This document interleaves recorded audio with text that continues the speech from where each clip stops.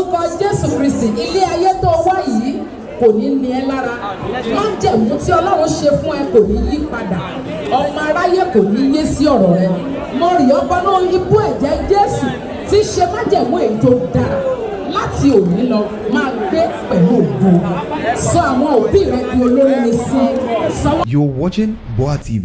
Kindly click on the subscribe button and the bell beside it so you get notified when we drop new videos.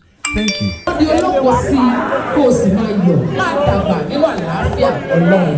Ẹ yóò bí ẹ̀kọ́ wọn ìwé ọ̀nà Ọlọ́run yóò sì dára fún yín. Thank you. Let's do something for our living evangelist. Fotokopi Alabi. Gbogbo ìwọ́sọ̀ wà tó lè lọ pé ọkọ̀ sí. Báyìí Fotokopi Alabi ní àtàwọn tó lè lọ. Báyìí bá àtàwọn tó lè lọ. Fotokopi Alabi.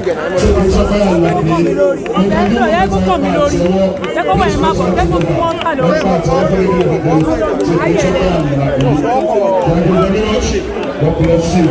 Let's once again recognize the presence of everybody, the theater practitioners, the families, the friends. Those who were not to, okay, Dada. Okay, Julia, who's going on?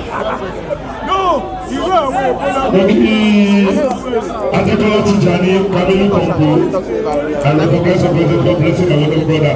Lady Nolada Kolala, I recognize the presence. Gbogbo àwọn òṣèré pátápátá gbogbo ẹ pátápátá làkí all the marketers of NASCO sọ́ńtà public pictures bàbá ló kéyìn dáadáa mo kí ẹsẹ̀ àgbà mo kéyìn dáadáa mo kéyìn gbogbo ẹ pátápátá. Mo kí bàbá mi dáadáa president GboahTv yes comrade Adéwálé Elesho mo kí bàbá tó lè tọ́ sí náà thank you God bless you Yomi Fabiyi wọlé kí náà mo kéyìn dáadáa. Yes, I want to recognize our little brother.